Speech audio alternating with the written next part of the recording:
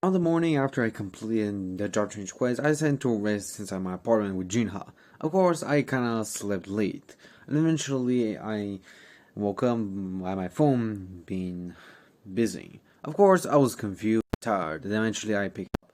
Eventually answering, and eventually I heard Jinha's voice. Of course, she asked me why I was still in bed, which I explained to her I was tired, but Jinha asked me if I know what's happening today. Eventually, she told me that it's today's come. I was shocked, even surprised today, as I thought it was actually. But I realized that due to me being sick for so long, I lost track. So I instantly slapped my head, realizing that 5 o'clock, while it's actually 2 o'clock currently. So I quickly go to a bathroom, and that I won't be late. I don't have to worry. Of course, she told me that she counts me, and eventually, after I was able to, I decided that maybe some of the milestones that I've actually collected throughout the multiple raids from Junho. Eventually, when I go to a receptionist and actually take my number, eventually they ask me about what I need today. And eventually, that kind of going to be put into my credit card currently. Of course, she agrees, but eventually she sees the amount that I have currently, and she asks me of what I have. Would me explain that I'm a hunter. Of course, she'll be surprised and realize that maybe I'm a high rank. Eventually, to explain multiple other things with me just sighing as I listen to her, that it might take a really long while. But I told her that I don't need conditions, and told her that everything will be fine. She eventually is able to put some of the money into my credit card, with me deciding to put to good use. Maybe buy some new clothes as well.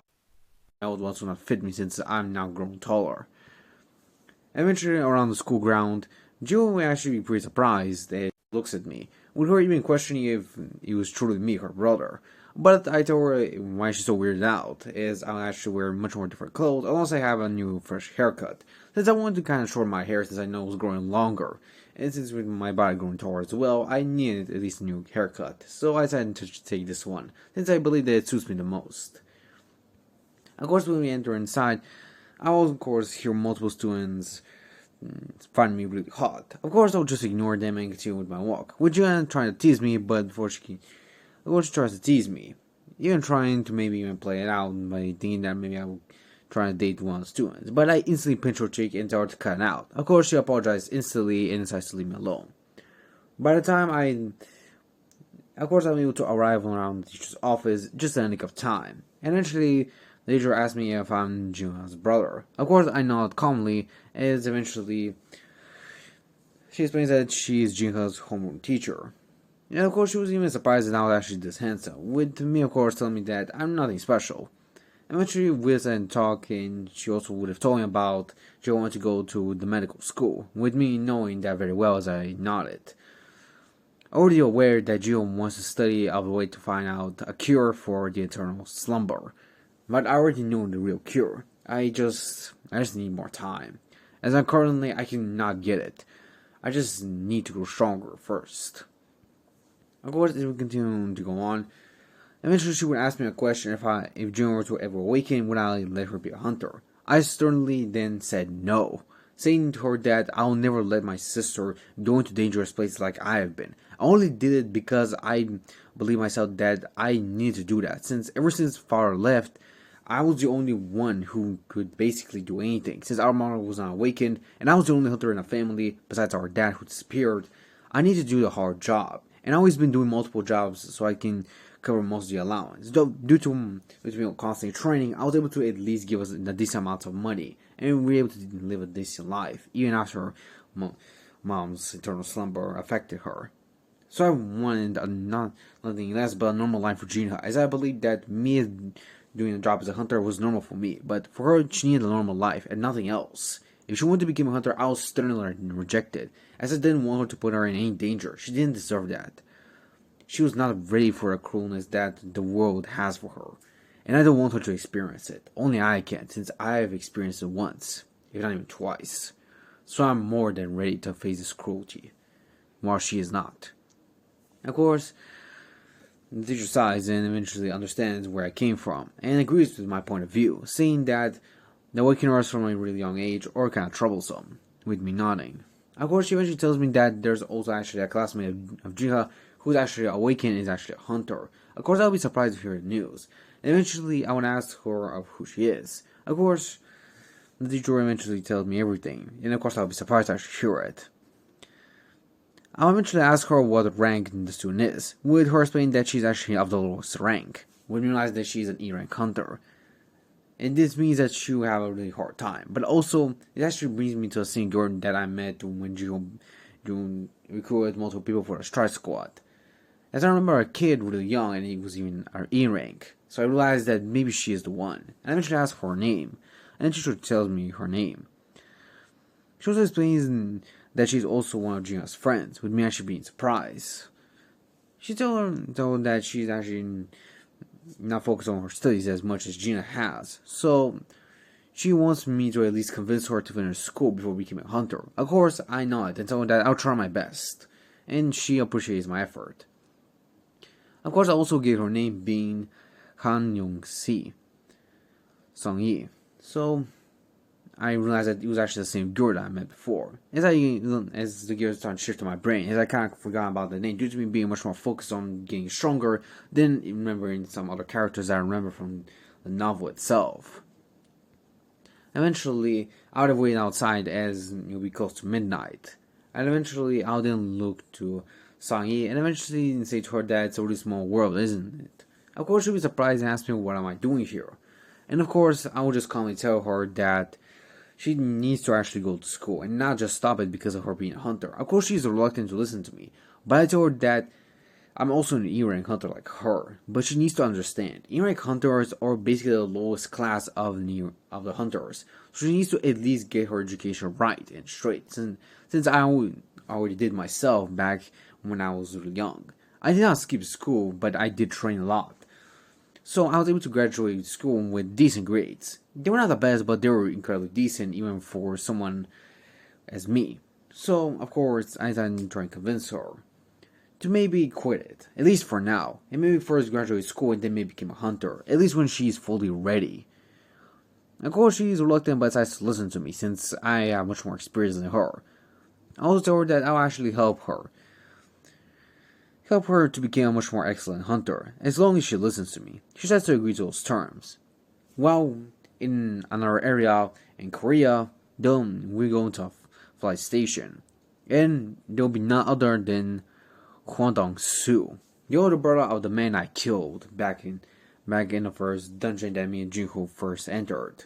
Of course, he looked around as he'll be surprised at how much Korea hasn't changed, with him just looking around, kind of quite bored. While eventually he will then meet Jinsho. Of course, Dong-soo would have tried to irritate Jinsho, with him being just messing with him, and even telling that he's here to do some business. Of course, Jinsho is curious of what business he has in mind, but of course Dong-soo tells him that he will not spoil it, at least for a rank hunter like Jinsho yet, since he believes that he has unfinished business with either me or Junho. Of course, Jinsho thinks about the raid that happened with me and Junho, thinking that maybe he should protect the two of us, just in case if Dong-soo goes out of his way, because he knows that he and his brothers are a ruthless bastard who once killed humans, so he's pretty aware of what their scheming business was back in the day. Eventually, we then be brought back to an abandoned city, where a gate would have been open, with me of course bringing Song-yi to this raid, as I wanted her to experience a real combat with other beasts, and with her own, and of course her experiencing how tough it is actually to fight with monsters. Of course I will not have much more difficulty, but I did want her to experience at least a little bit of trouble, though I will protect her nonetheless, since she's kind of my responsibility due to her being a friend of my sister. Eventually Mr. Huang would eventually explain about the raid. With him explaining most of the stuff, also I explained that this is actually a C rank gate, with me already knowing it, since I've seen this before. Of course, I'll also glance aside and see the E rank hunter, Kim Cho. Of course, I won't just glare at him, as I know that he's a really arrogant hunter, even for an E rank hunter. Of course, Juan would have explained mostly about him being an A-rank hunter to me, with me just calmly listening to everything, though I'm slightly irritated, and think to myself that as long as I get a chance to make him my shadow, there'll be more than enough as I think to this to myself, not revealing it. As I'm really irritated, I've even tried to listen to him as a leader, since I know he's very incompetent. Of course, everyone will be prepared to go inside the dungeon with the Strike Squad. Of course, Song-Yi eventually asked me if I'm going, with me, of course, telling her that I'll be after her. Eventually, when we enter, I still felt a shift in the monoflow between the gate. Of course, I'll be slightly surprised, but also realize what is happening. And instantly, the gate turns to a red gate, with me warning Mr. Juan to instantly contact the main squad or the headmaster of the guild. Of course, Mr. Juan yells for my name as I get sucked into a dungeon. Of course, he knows that the calling the Strike Squad would basically be meaningless in a red gate, so he decides to contact the guild master. And eventually, he picks up, being none other than an S-rank hunter, Big Hwan Hu. Of course, he's surprised to actually hear about a red gate actually appearing, with him being shocked, but also he decides to maintain a calm and serious demeanor, saying that he'll be there right away. While on the other side, a black car will be moving around the city, with inside of it being Jinwoo and of course Dong-Soo, with Dong-Soo being slightly irritated that the car is moving so slow, since he can basically travel the distance that where he needs to in just a matter of a couple of minutes, with him just running. Of course, Jinwoo asks him what is his business with me or Jinho. Of course, Dong-Soo tells him to not bother, as he will not tell him either way, saying that this is personal. Of course, Jinwoo asks him if he's about the death of his brother, but of course, Dong-Soo instantly glares at it and tells him to shut up, saying that he doesn't know anything. Of course, Jinwoo decides to keep a calm demeanor, knowing that Dong-Soo is an S-rank hunter and someone who's very powerful, and he can tell that he's even showing he was before leaving Korea, so he's surprised, but remains a calm demeanor, knowing that he cannot underestimate Dong-Soo, at least for now. Well, back inside the gate, I would eventually looked around, realizing that it became a red gate. Of course, they won't be surprised and even ponder if this was really a dungeon, as you could not believe their eyes.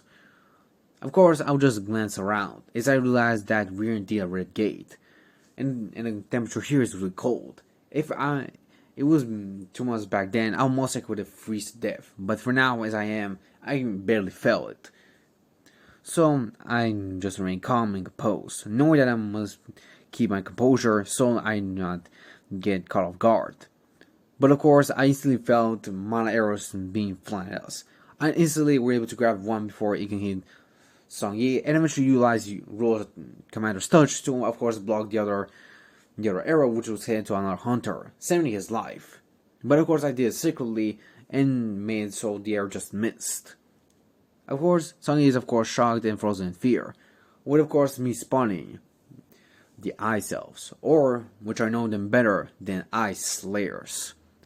Of course, I was irritated myself, as I realized that we just had to run into them. But I'm not surprised, as this temperature only beings with the ice attribute can even survive, as I grip the arrow around my hand, as it tries to freeze my hand, but due to my resistance to effects, which work negatively on me, won't work. Of course, Sonny is still in shock and even frozen in fear, with me just maintaining my calm look. I eventually see one of the Ice Slayers, as he then points to his neck and slices slightly, with me getting irritated. While on the other side of the red gate, Big Hwan Hu would be surprised is actually a C-rank turned into a red gate, which surprised him. And even asked him how is that even possible, and it shouldn't be possible, as he knows that if that is the case, that means that a C-rank gate, the difficulty would have ranged from C to around possibly an A rank at highest, or B rank at lowest. So he knows that it will be very dangerous for hunters which are much lower rank, as they will not be able to handle this type of dungeon. Of course, he is also irritated that a hunter association is not even doing anything to it, since they still think that it's just a normal C-rank gate, even though it's a red gate now. Of course he is irritated, but he knows he cannot do anything, as currently he cannot even break through it. Even though he's an S-rank hunter, red gates cannot be breaking through, even by S-rank hunter, so it's very difficult. Even if he wanted to, he cannot enter there, since most of the people have already entered, so he cannot enter himself.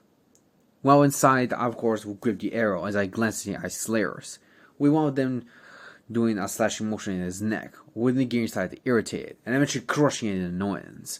Seeing as he was mocking me, I was so irritated that I snapped the arrow in half, with just my physical strength alone, and me being pissed. I tell him sooner or later he'll join the corpses which will be behind me, as I think that to myself. Of course, only he would eventually ask of where we were, and eventually I explained that a red gate is a special type of gate, which connects to another dimension. And once you step foot inside the red gate, you became completely cut off from the outside world, which means that we wouldn't be able to get any help. And there will also be no escaping unless the boss is defeated or the dungeon break occurs, which in both cases is pretty bad. Since if the boss is affected by the red gate, it means that it will be immensely strong, and if a dungeon break occurs, it means that multiple lives will be put at risk. So either way is a gamble, nonetheless. But of course, after I heard what Kim Cho is actually referring as splitting into two parties, I'll be shocked and even surprised at how dumb he actually be, as we need to stick together. How can someone of an E-rank hunter be this stupid? I've seen many E-rank hunters in my days, but seeing him as now, he's possibly maybe the dumbest E-rank hunter who I've even heard. Just split the teams of the weaker and stronger ranks into two groups, this was just dumb. We need to stick together as one team, unless we'll all be fallen down into despair. Of course, Kim Cho of course pushes the weaker ranks like the D or E ranks, like me and Songyi, eventually deciding to remove us from the ranks. Of course, I get slightly irritated at Kim Cho's arrogance, as I know that he is maybe an E rank hunter, but this gate is a red gate, and it will be even stronger than he can even handle, as I know that his arrogance is too much, even for himself. But of course, as Kim Cho decides to take his leave, eventually one of the hunters, being a female hunter, decides to actually stay with us instead. Of course, Kim Cho is of course surprised by her decision, but eventually tells her that she can do whatever she wants for now.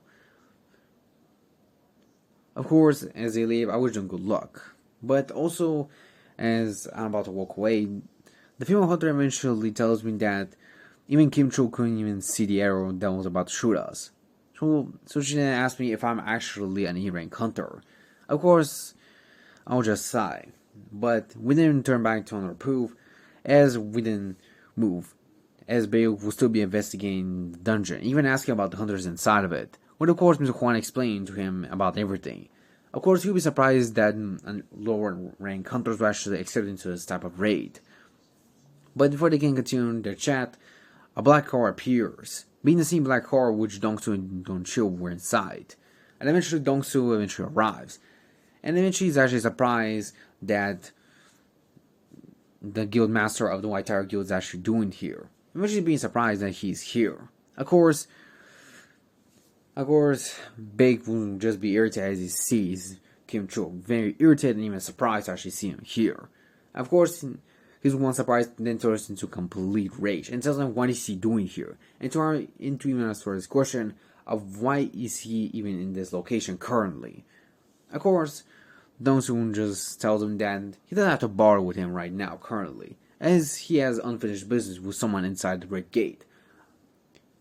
That being me. Of course, Bake will be surprised to actually heard that I have some unfinished business with Dongsu, pondering if I've done anything to him, though he is wondering why would he want me, a low-rank hunter. But most of the questions will be unanswered for now. As inside a dungeon, I'll then ask her of why actually she picked our team, since I know that she is a really high rank hunter, a B rank from what I can sense. Of course, she tells me that she believes that I have much more way experience than even Kim Cho, since I've been in multiple other raids. As she has heard from multiple people that an E rank hunter known as jinwoo, that being myself, actually has much more experience than other high-rank hunters in comparison, so she believes that maybe going with me will be a much better case. So, we decided to agree on that. As we then separate ourselves, I eventually tell the other team, I said for Kim Cho, that if they ran into trouble, they should immediately run into us, just in case if they need help. Of course, the other ranks just look at each other, eventually glance at me, wondering if I'm mocking them. But I really looked serious and calm, but some decided to accept my help if they needed so, while Kim Chu would just scoff at that and eventually walk away with his team. As you go our separate ways, I eventually, of course, be asked by Heejin, the B rank hunter, of why I did not actually answer her question of what my rank was. Of course, I'll tell her that it's kind of complicated if I want to explain to her. Though I can actually tell her that with my current strength and power, I'm around an E rank hunter, and with my physical strength being at least one rank above what my mana flow is, I'm also be around an S rank in strength, though an E rank when comparison to mana flow. So I still think to myself that maybe saying my rank is still be much more complicated than I initially would think so. Of course, she thinks that maybe I'm at least an A rank like Kim Cho, if not even higher, but she's not quite sure. Of course, on the other side of the strike team, Kim Cho will say that we're idiots. One of the other members asking why, with him explaining about the Ice Bear territory, saying that the Ice Bears will be a much more difficult thing to handle. Eventually, the Strike Squad gets ready as they face in battle.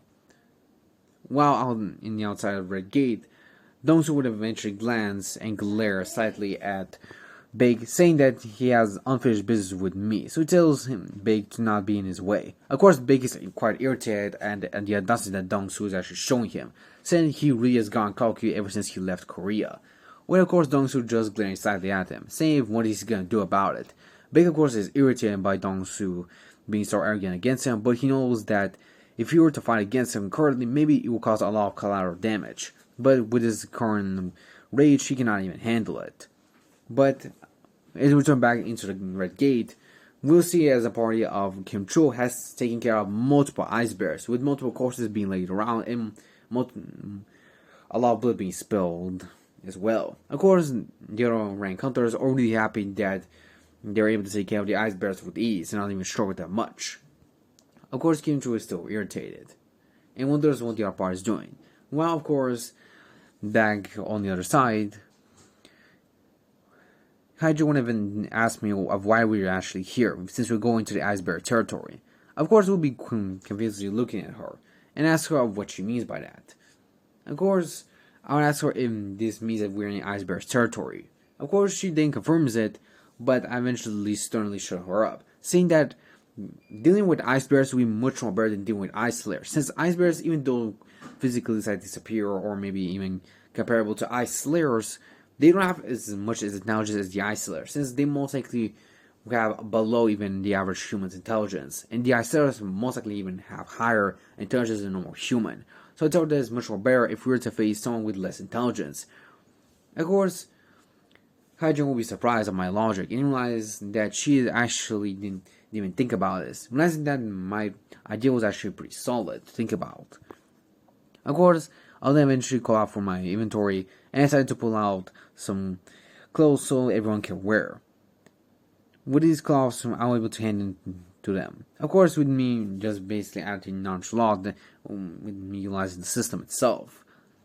Of course, most of them will be surprised about this. With, of course, me giving the coat and telling them to put it on, so they don't get any cold. Of course, everyone is surprised to actually see that I'm able to store this much items, since even most high-rank hunters can even only store around 3 to 5, so it's pretty surprising that I can store this much. As for Song Yi, she then asked me what's my deal, with me just patting her head, and telling her that I'm dragging her into this, so I'm gonna protect her. I eventually glance and say that in exchange she doesn't have to ask me any questions. I then eventually turn to the rest and tell them that same goes for the rest of them. And told them that to not bother me nor ask me unnecessary questions, since for now they'll be unnecessary. I eventually glance outside as I see an ice bear, with me just smiling slightly. I guess I will test my strength now. And eventually I will tell the system to swap my titles, from the conquest of the adversary to Wolf Slayer, Wolf Assassin, as I will most likely be much more better with that title, since I know it will be much more beneficial. And eventually, as the Ice Bear tries to attack, my AC disappeared, and appeared right above it, instantly punching its head and crushing its skull, instantly killing it in one blow, surprising everyone as they were in shock by me just punching around an A rank monster to around possibly B rank at lowest with just a single blow, with me smiling as I realized that This is very beneficial, and they even gave a lot much more experience than other beasts I've faced before. And this will be very beneficial, since I know that leveling up in the future will be even more difficult. Of course, after when clone comes close to night, eventually we prepare some barbecue so we can eat, as we're able to heat up the meat of the ice bear that I just killed. With us easily able to survive thanks to me giving everyone enough resources so we can have just enough time for us to survive outside escaping the red gate if means necessary. Of course, someone would ask me how Gina is actually even this smart, even though this is actually surprising to her. Of course, I won't actually tell her that Gina is not actually this much focused on studying. With me explaining that when she is home, she kind of unwinds and eats dinner with me. I even tell her about some other things in the past that I did with Jiha, so I'm still quite surprised that she still is pretty smart, even for herself, with me being very impressed. I eventually decided to stand up, with, of course, Hyujin eventually asked me where I was going, with me assuming that I have to do some workout, but then of course everyone would just look at me weirdly. As I eventually do my workout, I'll just think to myself that it's really troublesome. Then I have to deal with the strike squad itself. Of course, I didn't want to save people, but dealing with a bunch of people who wouldn't even listen to me would be a much bigger headache than just dealing with myself. I said to myself and think that maybe I should have handled it with my shadows instead of just laying the entire strike squad inside. But I know it would cause even much more big commotion, so I didn't want to bother that much since I didn't want attention to me this quickly. Of course, I'll then glance at the side as I spawned an ice bear lair, with the ice bears growling as they appear. Of course, I'll just smile at them, as I think to myself that they really think they can outnumber me. But I'll just think to myself, they're really fools, and eventually I'll then call out my shadows, and instantly all my army would rise. Due to me having much more intelligence points than jinwoo in the original timeline, I have more than 20 soldiers. I have around 35, so it's more than enough. And with me increasing my intelligence, I can save them even more. Eventually, there will be a brutal clash between the ice bears and my soldiers, with each side suffering a lot of casualties, but thanks to my mages and firing from a long distance, I'm able to save much more casualties. Of course, I do attract some of my other soldiers, so I don't waste too much mana, since I know that most of them are kind of weaker than even the ice bears, so I didn't want them to be destroyed and just waste my mana. Of course, one of the mages is able to easily annihilate most of the ice bears, with me smiling as I realized that having mages as one of my shadows was pretty beneficial. Of course, I think to myself that my soldiers are pretty strong, even stronger than they were back when they first faced against me when they were actually alive, or were alive to some extent. Of course, this was very beneficial for me, but I also know what is coming next, and being the ice bear leader. Of course, the other ice bear then decides to move to the side as he roars. I eventually, of course, will smile slightly and call out the other shadows to go back inside, while I'll call out Igris and tell him to deal with it. Of course, Igris nods and eventually rushes at the ice bear leader as he draws his sword, instantly disappearing in a flash. Of course, he's able to slice the ice bear leader's arm, making a huge cut into it as it roars in pain and agony, while Igris jumps into another tree and slashes at the other side, cutting his other arm and leaving it limbless. Of course, the ice bear roars and tries to attack Igris, but he's easily able to dodge it. And eventually, the ice bear roars one last time, trying to rush at Igris, but before he can do anything, Igris slashes his head off, sending it flying into the air, and eventually grabbing it and pulling it to the side as he calmly walks to me, and eventually bows down. Of course, I'll think to myself that Igris is still stronger than me. Even though I have been leveling up, also increasing my strength, Igris is still above me with the sword. Though without it, I'll most likely say that we're equal in physical combat. Though with the sword, he's still stronger than me, as I grip my fist. But eventually, I'll pat his shoulder until he's done a good job. Eventually, I'll then utilize my shadow extraction and then say arise. And eventually, I'm able to revive the shadow of the snow bear's leader. And eventually, I will decide to call him Tank. With, of course, me just smiling at the gigantic ice bear shadow. As I think to it, as nice as I go into myself, seeing as my shoulders are growing stronger and stronger, and I can already tell that Tank is at least a knight level, since he was at least able to slightly challenge Igris, though still weaker than him, so I was pretty impressed. While on the outside, Dongsu would eventually rush at Quan and ask him of why he let me inside of this dungeon, since he wanted to kill me personally. He is very irritated and thinks of killing Juan, but before he can do anything, instantly Big stops him and tells him that if he plans to deal with one of the people from his guild, then he has to go through him. Of course, Dongsu is surprised, but eventually also releases his own intense pressure, as both of them are ready to clash in battle, with Juan thinking that if two S-rank hunters were to fight, this would cause a lot of collateral damage. While back inside the dungeon, we actually see as Kim Chu's squad was being eliminated, though 2 or 3 hunters were able to escape just in the nick of time, with the rest staying with Kim Chu as they were eliminated. Eventually, Kim Chu would have run away in fear, as we see the Ice Slayers as they calmly follow Kim Chu without him even noticing it. In this way of running, Kim Chu saw multiple disheveled bodies. Being from the battle with me and my shadows, he thinks that it's the Ice Slayers and decides to run even further to our location without even realizing it. While back outside in the red gate, Big and Dongsu would have released an overwhelming intense of their mana. But before they can actually strike each other, Jinchu was easily able to stop them, surprising both Big and even Dongsu, with Dongsu being impressed that an E-rank hunter was able to stop both of them, and S-rank hunters.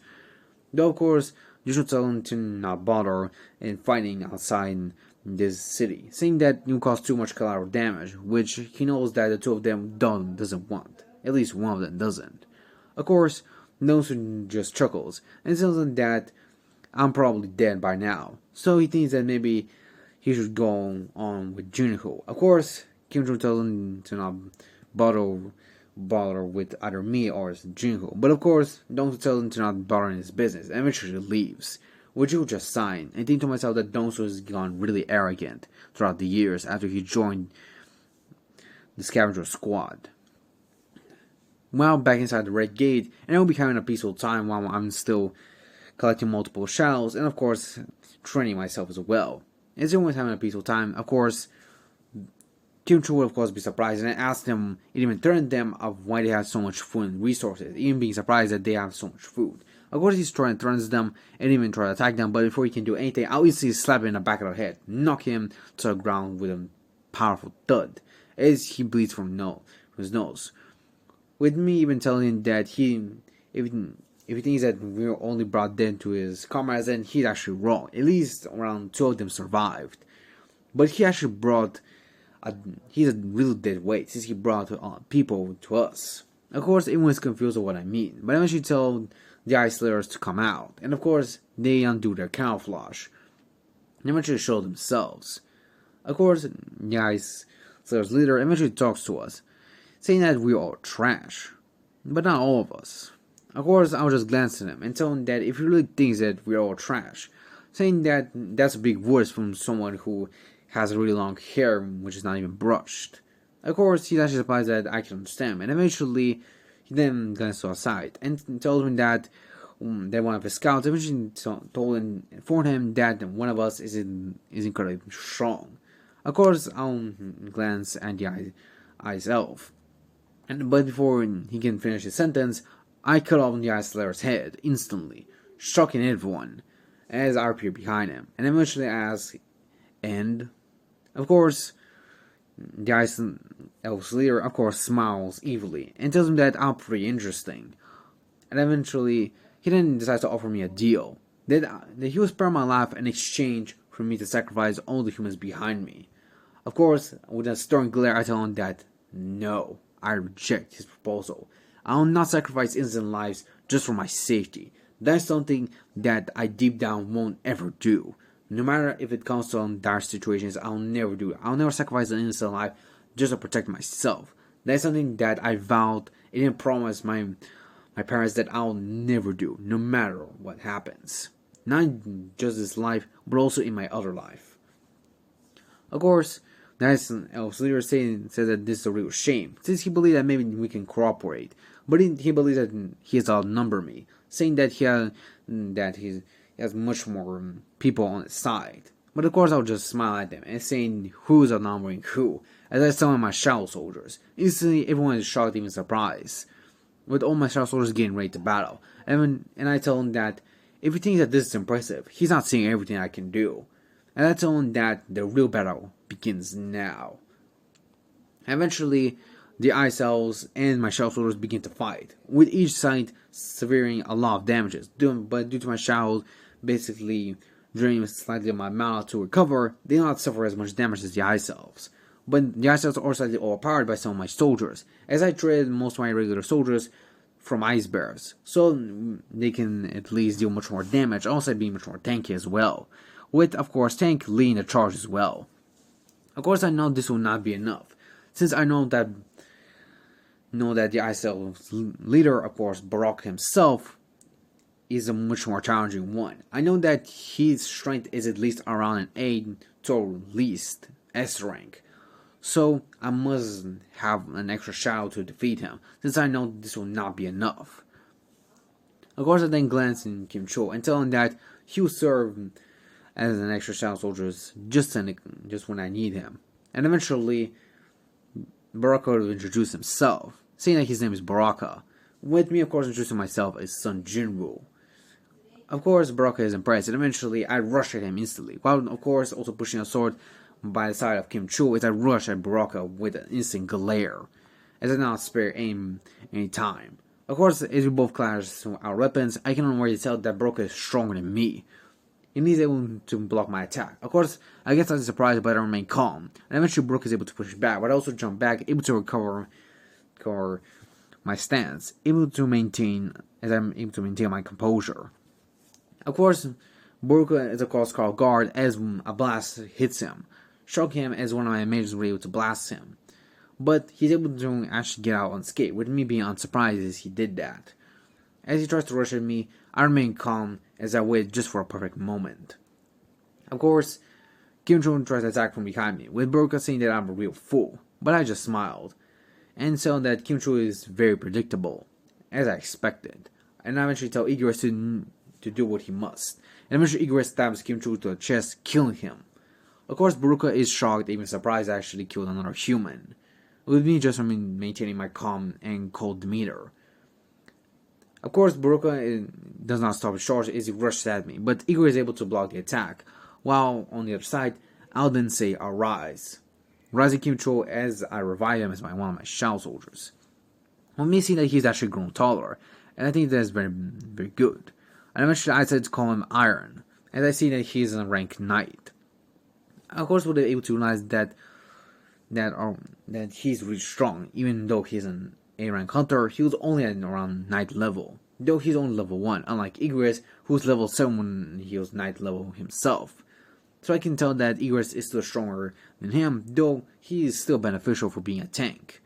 Of course, I tell Iron to do what he must, and eventually Iron utilizes his skill, Shout of Provocation, able to provoke his enemies and target him and make himself the initial target. Of course, Baruka is affected by it. It tries to attack Iron, but Iron is able to block his attack.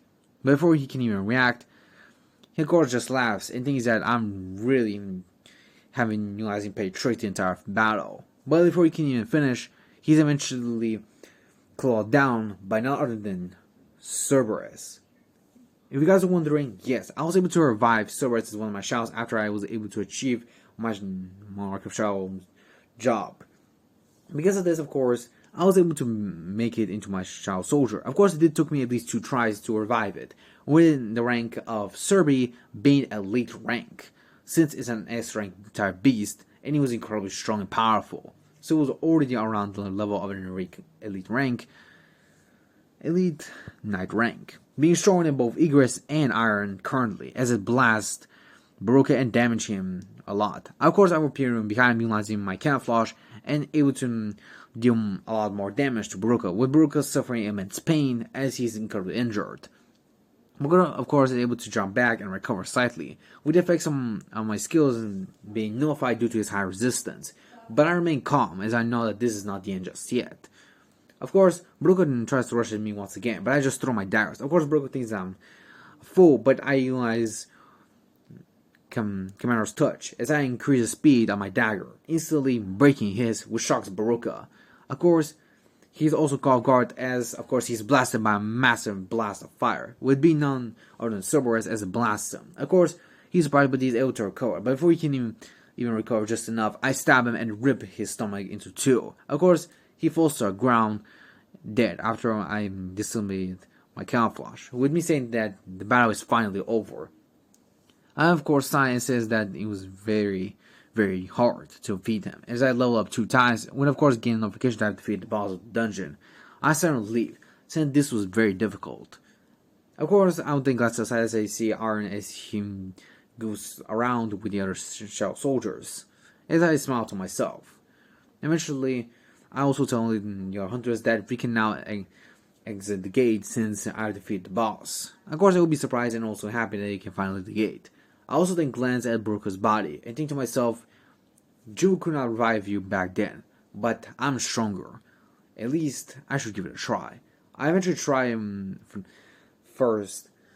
My first time is unsuccessful. When I try the second time, it's almost unsuccessful, but I decided to not give up. And eventually on my third try, I then shout, "Arise!" And eventually I'm able to succeed, as Baruka stands up and eventually bows down to me. I eventually decided to name him Baruka, the same name that he introduced himself, so I believe that he deserves it, since he was one of the most strongest opponents that I face currently. So I believe that he deserves to have his real name as his new one. I eventually returned all my shadow soldiers back into my shadow, and eventually exited with the other hunters, with everyone being surprised that the other hunters were able to exit. Of course, Baek was actually surprised that Kim Chul was not actually able to pull through, and even was not with them. Everyone was happy, and I eventually told Song-Yi that I'll drop her back at her home. Of course, she nods and thanks me, with me nodding calmly. Of course, Baek tries to stop me and ask me a few questions, but I instantly slap his hand, telling him that I'm not in the mood to answer any questions, and saying that I'm currently busy. Of course, Baek instantly activates slightly of his powers and eventually glares at me, saying that he needs to ask me a serious question. But of course, I glare back at him and telling him that I'm busy, and he should not be even threatening me. He should be thinking that I was able to save at least 6 members of his guild. If it weren't for me, they'll be already dead. So as a guildmaster, he shouldn't be thanking me, right? I said to him, and eventually we continued to glare at each other for just a few moments, until Baek then sighs and apologizes to me, saying that it's his fault and apologizes, leaving me be. Of course, I will just sigh. I think to myself that he really gets on my nerves sometimes, but at least he's a good person. I know that very much. Eventually, I'll just think to myself as I drive back into Song-Yi's home, I think to myself that it was a very difficult battle, and I was barely able to make Baruka into my shadow. It's only because of my third try that I was able to succeed, though I'm very happy when it occurred. At least I was able to gain a more powerful weapon as I pull out Baruka's dagger, with the level of it being A, with me being surprised at how strong it is, being stronger than even a Night Killer and even Kasaka's dagger. Though not having the same amount of effect as Kasaka's dagger, is still very impressive, as I'll be able to utilize it much more than I utilize Kasaka and even the Night Killer itself, with me smiling that I've grown stronger than before. With me realizing that with my current shadows, I'm also able to take on an extra encounter by myself, if I needed so. Though I still think that I need to grow even stronger. Eventually, I will then drop on Song-Yi and eventually tell her to take care of herself, and saying to her that she doesn't go to any raids until she at least finishes high school and gets ready to truly become a hunter. But I told her that if she feels like not becoming a hunter, I told her that she must just go with her own way. Of course, she decides to listen to me, and eventually wishes me a good night, with me nodding and eventually wishing a good night as well. As I drive back home, I think to myself that maybe tomorrow I eventually go back on going with the raids that Joe wanted to go with me, as I know that it will be very beneficial, but though I doubt it will give me much more experience as it did, since Renegade was around a level on A rank, so I know that much lower gates will not give me as much experience, though I will still be able to collect a lot more shadows than before. Since now with my intelligence stat actually being increased, I can now save it up all the way up to around 45 shadows, and with the extra shadows I was able to acquire, I have more than enough soldiers at least for now, but I know that I will need even more for the future. But this is the end for the sport, guys. Hope you guys enjoy this. as much as I did as well. I'm Cosmic Gogito. See you next time.